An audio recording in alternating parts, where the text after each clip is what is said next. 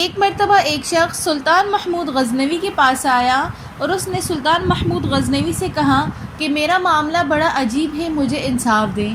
سلطان محمود غزنوی سے اس کا معاملہ دریافت کیا تو اس نے بتایا کہ میں سفر پہ جانے والا تھا اور میرے پاس کچھ ہیرے تھے جو میری ساری زندگی کی جمع پونجی تھی۔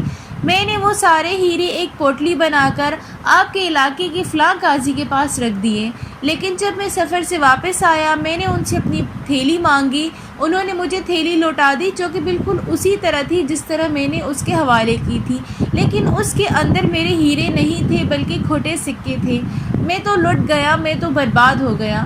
اب میں کیا کروں، کیونکہ وہ تو میری ساری زندگی کی جمع پونجی تھی اور اب میں بوڑھا ہو چکا ہوں، میرے اندر اب اتنی ہمت نہیں کہ میں دوبارہ کچھ کما کر جمع کر سکوں۔ سلطان محمود غزنوی نے اس سے وہ تھیلا لے لیا اور اس سے کہا کہ تم جاؤ، جب میں تمہیں بلاؤں تو پھر تم آنا۔ سلطان محمود غزنوی نے اپنے تمام درباریوں کو بلایا اور اعلان کر دیا کہ میں کہیں جا رہا ہوں 3 دن کے لیے اور 3 دن بعد آؤں گا، اور سلطان محمود غزنوی نے ایک چاقو منگایا۔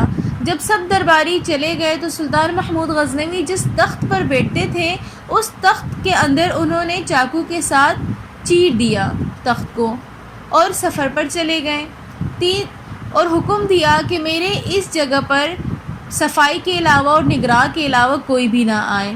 چنانچہ سلطان محمود غزنوی کے جانے کے بعد جب صفائی والا آیا اور انہوں نے جگہ کا جائزہ لیا تو انہوں نے شور مچا دیا اور سب کو جمع کر دیا کہ سلطان کا تخت تو پھٹا ہوا ہے، سلطان کے آنے سے پہلے اس کو ٹھیک کیا جائے، اس سے پہلے کہ وہ آ کر دیکھے اور ہماری گردن چلی جائے۔ تو لہٰذا سب نے اب اسی مشاورت کے اندر مصروف تھے، تو ایک آدمی نے کہا کہ میں ایک ایسے آدمی کو جانتا ہوں جو اتنے اچھے سے اس کو رفع کر دے گا کہ سلطان کو خود بھی نہیں پتہ چلے گا کہ یہ پھٹا تھا یا نہیں۔ چنانچہ سب نے کہا کہ آپ اس کو بلا لیں، ہم اپنی مہینے بھر کی تنخواہ دے دیں گے لیکن اس کو ٹھیک کر دے۔ وہ آدمی گیا اور اس رفوگر کو بلا کر لے آیا۔ اس رفوگر کا نام تھا احمد رفوگر۔ احمد رفوگر آیا اور اس نے اس کو رفع کر دیا۔ 3 دن بعد جب سلطان محمود غزنوی واپس آئے اور انہوں نے تخت کا جائزہ لیا تو انہوں نے سب کو بلایا اور کہا کہ میرا تخت کس نے ٹھیک کیا ہے؟ تو انہوں نے کہا کہ کسی نے نہیں۔ درباریوں نے کہا، انہوں نے کہا کہ کیوں نہیں، میں خود پھاڑ کر گیا تھا۔ تو پھر انہوں نے کہا کہ جناب یہ تخت پھٹا ہوا تھا اور ہم نے اس کو احمد رفوگر سے ٹھیک کروایا ہے۔ چنانچہ سلطان محمود غزنوی نے کہا کہ احمد رفوگر کو لایا جائے۔ سب گئے اور احمد رفوگر کو لے کر آ گئے۔ اب سلطان محمود غزنوی نے احمد رفوگر سے پوچھا کہ یہ تم نے رفع کیا ہے؟ تو احمد رفوگر گھبرا گیا۔ اس نے کہا کہ سلطان میری کوئی غلطی نہیں ہے، آپ ہی کے جو خادم ہیں وہ میرے پاس آئے تھے اور انہوں نے دعا کی، استدعا کی تھی مجھ سے کہ آپ یہ ٹھیک کر دیں، تو میرا کام تھا ٹھیک کرنا، میں نے ٹھیک کر دیا، رفع کر لیا۔ سلطان نے اس سے کہا کہ نہیں، تمہارا تو کام بہت عمدہ ہے، مجھے تم سے کوئی گلہ نہیں ہے، بلکہ تم مجھے یہ بتاؤ کہ یہ تھیلا بھی تم نے ٹھیک کیا ہے؟ اس نے دیکھا تو اس نے کہا کہ جی سلطان، یہ بھی آپ ہی کے خادم کا ہی کمال ہے، وہ میرے پاس اس کو لے کر آیا تھا رفع کرنے کے لیے۔ چنانچہ سلطان محمود غزنوی نے سب کو واپس بھیج دیا اور اسی علاقے کے اس قاضی کو بلا لیا اور اس سے کہا کہ قاضی صاحب آپ سے غلطی ہو گئی ہے، آپ نے ایک غریب آدمی کی حق تلفی کر دی ہے، جو اس کا مال ہے اس کے حوالے کر دیں۔ لیکن قاضی نہیں مانا، اس نے کہا کہ آپ میری داڑھی دیکھیں، میرا مقام دیکھیں، میں کیسے اس طرح کی نیچ حرکت کر سکتا ہوں۔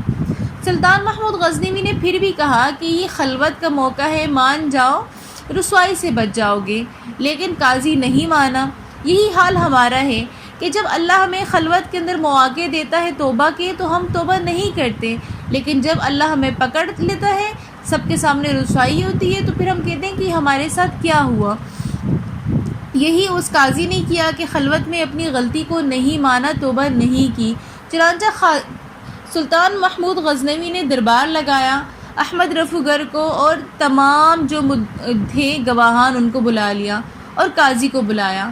قاضی سے کہا کہ اب بتاؤ تم نے ہیرے نکالے ہیں یا نہیں؟ قاضی نے انکار کر دیا۔ سلطان محمود غزنوی نے کہا کہ بلاؤ احمد رفوگر کو۔ چنانچہ اس کا نام سنتے ہی قاضی کی زبان لڑکھڑانے لگی اور پاؤں کانپنے لگے اور قاضی کا سر خود ہی جھک گیا۔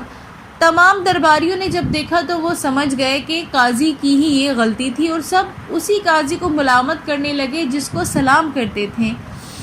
قاضی اس قدر ملامت ہوا کہ وہ وہاں سے سلطان محمود غزنوی نے اس کو اپنے دربار سے نکال دیا کہ میں نے تمہیں کیا عزت اور مقام دیا اور تم نے صرف تھوڑے سے پیسوں کے لیے اتنی بڑی غلطی کر دی۔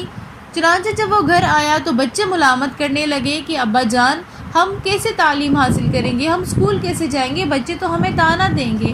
اب جو قاضی تھا اس نے اپنی ذات کے لیے تو نہیں کیا تھا، بلکہ اپنے اہل و عیال کے لیے اس نے یہ خیانت کی۔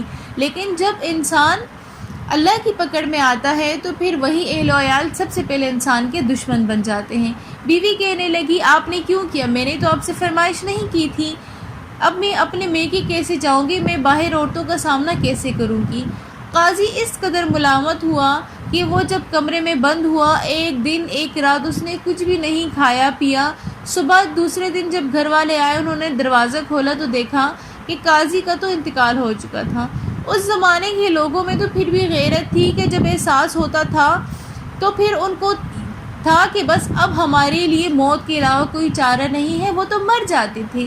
لیکن آج کل ہمارا کیا حال ہے، ہم تو اس قدر ڈھٹائی سے گناہ کرتے جاتے ہیں اور ہمیں کبھی احساس بھی نہیں ہوتا کہ حالانکہ ضمیر ہمیں بار بار ملامت کر رہا ہوتا ہے، ہماری زندگی سے سکون اللہ ختم کر دیتا ہے، لیکن ہم کبھی بھی اپنے اس گناہ کے اوپر استغفار نہیں کرتے ہیں۔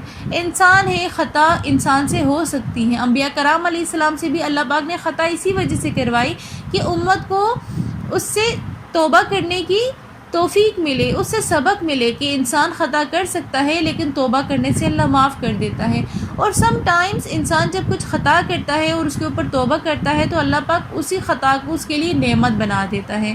جیسے موسیٰ علیہ السلام نے ایک قبطی کو قتل کر دیا تھا، اور اس قبطی کی وجہ سے ان کو اپنا شہر چھوڑنا پڑا، پھر وہ دوسری جگہ آ گئے، 10 سال انہوں نے پھر وہاں پر بکریاں چرائی، اور لیکن اللہ نے کیا کیا، جب وہ ندامت ہوئے، حالانکہ وہ قتل بھی اللہ ہی کی طرف سے تھا، ان کے لیے لکھا تھا، مقدر تھا، لیکن جب ملامت ہوئے ان کو تھا کہ یہ میں نے زیادتی کر دی ہے یا مجھے انسانیت کو قتل نہیں کرنا چاہیے تھا۔ بذات خود ایک انسانیت کو قتل کرنا اچھی بات نہیں ہے، لیکن اس کے بدلے میں، خطا کے بدلے میں ملامت ہونے کے بعد اللہ نے کیا کیا، ان کو نبوت سے نوازا، اور ایسی باحیا اللہ پاک نے بیویاں عطا کی کہ قرآن میں اللہ نے ان کی بیویوں کی حیا کی تعریف فرمائی ہے۔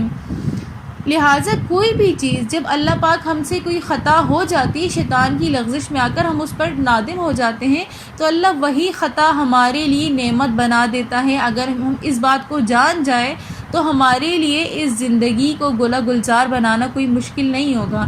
اللہ پاک ہمیں اپنے احکامات کو ادا کرنے کی توفیق عطا فرمائے۔